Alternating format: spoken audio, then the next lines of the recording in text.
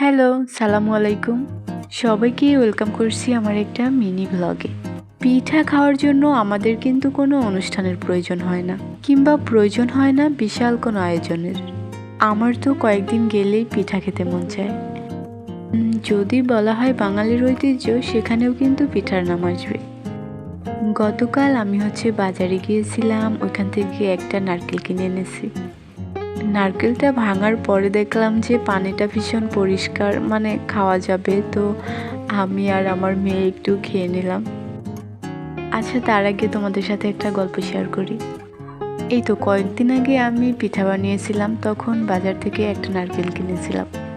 ওই নারকেলটাও না এটার মতো সেম ছিল। মানে এই নারকেলটার যেমন ভিতরের লেয়ারটা পাতলা, ওইটারও এরকমই ছিল। কিন্তু মজার ব্যাপার হচ্ছে, আমি যখন কিনতে গিয়েছি জিজ্ঞেস করেছি ভিতরের লেয়ার কেমন হবে। আমাকে বলে, কি বলেন আপা, একবার নিয়ে দেখেন, আপনি আবারও আমাকে খুঁজতে চলে আসবেন। ব্যাস, তারপরে আর কি, এনে তো ভীষণ ঠকেছিলাম। আজকেরটাও না খুবই পাতলা লেয়ার।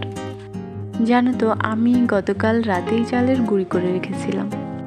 বেশ অনেকটাই রাত হয়ে গেছিল গুঁড়ি করতে করতে, তারপরে ফ্রিজে রেখে দিয়েছিলাম।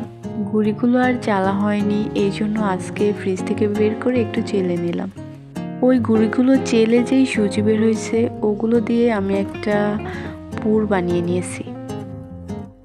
একটু আঠালো টাইপের একটা স্ট্রাকচার হবে। দেন এখানে আর একটু পানি গরম বসিয়ে দিলাম, কারণ এখানে আমি একটু ডো বানাবো। একা হাতে পিঠা বানাতে গেলে না বেশ অনেকটা সময় চলে যায়। আমি যেদিন পিঠা বানাই সেদিন সকাল সকাল ঘরের কাজ, তারপরে রান্নাবান্না করে ফেলি। দেন রিল্যাক্সে বসে বসে আস্তে ধীরে টুকটুক করে পিঠা বানাই। কারণ আমি তো জানি আমাকে একাই করতে হবে, আমার কোনো সহযোগী নাই।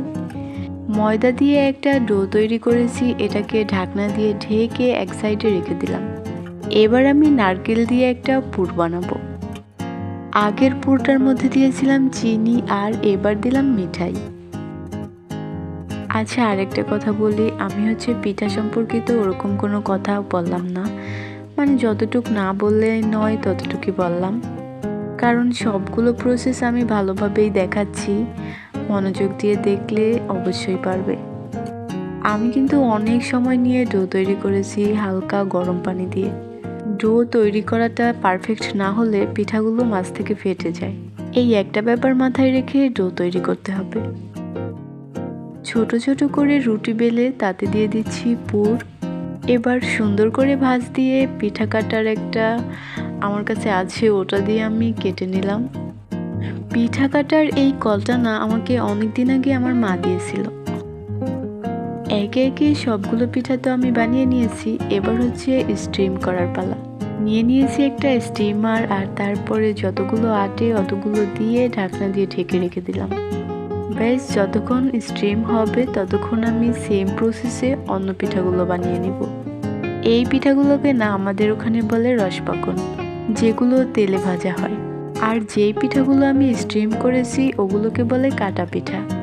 আচ্ছা, তোমাদের ওখানে যদি কোনো ভিন্ন নামে ডাকা হয় আমাকে কিন্তু জানিও কমেন্টে।